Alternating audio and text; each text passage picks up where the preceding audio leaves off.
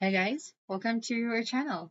In this video, you will learn on how to use the Skyscanner to find cheaper flights. So first thing that we are going to do is to visit the website. So just open your browser and then type out Skyscanner. And then after that, right here, you can use the whole month or the cheapest month.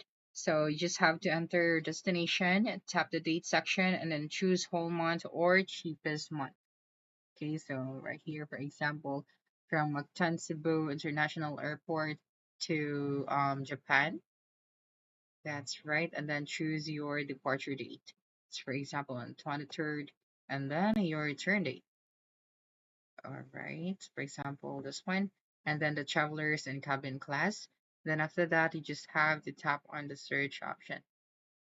Okay, so tap on this one. Then after that, click on the apply option. Okay, and then for the search as well, you can also use the everywhere option. So if you don't have a specific destination yet and just want the cheapest flights available, then you just have to type out everywhere. So you'll see a list of countries with the cheapest fares first.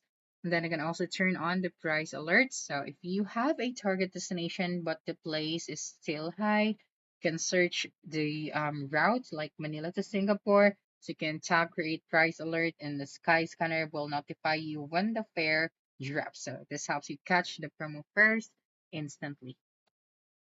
Okay, so we can tap on this one right here, search flights anywhere. So we can actually find direct flights right here and then the different prices. Okay, so you can also check the nearby airports. Just go back here and then you have this option. Okay, so you also have this add nearby airports and then tap on the search option. Okay, and then of course, you have to remember to do not book too early or too late. So for international flights, you can book 2 to 3 months before departure, and for domestic, you can book 2 to 6 weeks. But with price alerts, Skyscanner tells you when it is cheaper. Okay, so of course, you have to log in or sign up for an account. So just have to tap on this one, and you're going to continue with your email, Facebook, Google, or Apple. Okay, so that's it for this video. If you think this video helped you solve your concern, please subscribe, like this video, and leave your comment below. Bye.